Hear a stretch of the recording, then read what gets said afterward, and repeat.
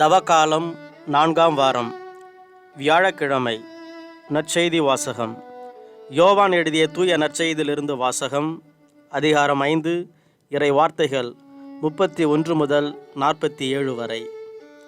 அக்காலத்தில் இயேசு யூதர்களை நோக்கி கூறியது: என்னை பற்றி நானே சான்று பகர்ந்தால் என் சான்று செல்லாது. என்னை பற்றி சான்று பகர வேறு ஒருவர் இருக்கிறார். என்னை பற்றி அவர் கூறும் சான்று செல்லும் என எனக்கு தெரியும். யோவானிடம் ஆள் அனுப்பி நீங்கள் கேட்டபோது அவரும் உண்மைக்கு சான்று பகர்ந்தார். மனிதர் தரும் சான்று எனக்கு தேவை என்பதற்காக அல்ல, நீங்கள் மீட்பு பெறுவதற்காகவே இதை சொல்கிறேன். யோவான் எரிந்து சுடர்விடும் விளக்கு. நீங்கள் சிறிது நேரமே அவரது ஒளியில் கழிவுற விரும்பினீர்கள்.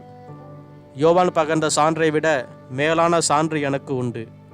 நான் செய்து முடிக்குமாறு தந்தை என்னிடம் ஒப்படைத்துள்ள செயல்களே அச்சான்று. நான் செய்து வரும் அச்செயல்களே தந்தை என்னை அனுப்பியுள்ளார் என்பதற்கான சான்றாகும். என்னை அனுப்பிய தந்தையும் எனக்கு சான்று பகர்ந்துள்ளார். நீங்கள் ஒருபோதும் அவரது குரலை கேட்டதும் இல்லை, அவரது உருவை கண்டதும் இல்லை. அவரது வார்த்தையும் உங்களுக்குள் நிலைத்திருக்கவில்லை. ஏனெனில் அவர் அனுப்பியவரை நீங்கள் நம்பவில்லை. மறைநூல் வழியாக நிலைவாழ்வு கிடைக்கும் என எண்ணி அதை துருவி துருவி ஆய்ந்து பார்க்கிறீர்களே, அம்மறைநூலும் எனக்கு சான்று பகர்கிறது. வாழ்வு பெறுமாறு என்னிடம் வர உங்களுக்கு விருப்பமில்லை. மனிதர் தரும் பெருமை எனக்கு தேவையில்லை. உங்களை எனக்கு தெரியும். உங்களிடம் இறை அன்பு இல்லை. நான் என் தந்தையின் பெயரால் வந்துள்ளேன், ஆனால் நீங்கள் என்னை ஏற்றுக்கொள்ளவில்லை. வேறு ஒருவர் தம் சொந்த பெயரால் வருவாரானால் அவரை நீங்கள் ஏற்றுக்கொள்வீர்கள். கடவுள் ஒருவரே. அவர் தரும் பெருமையை நாடாது ஒருவர் மற்றவரிடமிருந்து பெருமை தேடிக்கொள்கிறீர்களே, உங்களால் எப்படி என்னை நம்ப இயலும்?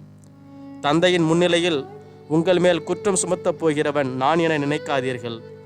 உங்கள் சார்பாக நிற்பார் என நீங்கள் எதிர்பார்க்கும் மோசேயே உங்கள் மேல் குற்றம் சுமத்துவார். நீங்கள் மோசேயை நம்பியிருந்தால் என்னையும் நம்பியிருப்பீர்கள். ஏனெனில் அவர் என்னை பற்றி தான் எழுதினார். அவர் எழுதியவற்றை நீங்கள் நம்பவில்லை என்றால் நான் சொல்பவற்றை எவ்வாறு நம்பப் போகிறீர்கள்? ஆண்டவரின் அருள்வாக்கு. கிறிஸ்துவே உமக்கு புகழ். கிறிஸ்து இயேசுவில் பிரியமான சகோதர சகோதரிகளே, இந்திய தத்துவத்தில் அறிவின் மூலம், அதாவது சோர்சஸ் ஆஃப் நாலேஜ் என்று 6 மூலங்களை கூறுவார்கள். அதில் சப்தா எனப்படும் சாட்சியம் அல்லது பிரமாணமும் ஒன்று.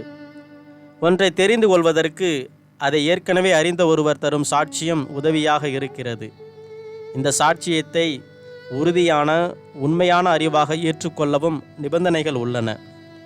முதலாவதாக, சாட்சியம் கூறுகிறவர் நம்பகத்தன்மை வாய்ந்தவராக இருக்க வேண்டும்.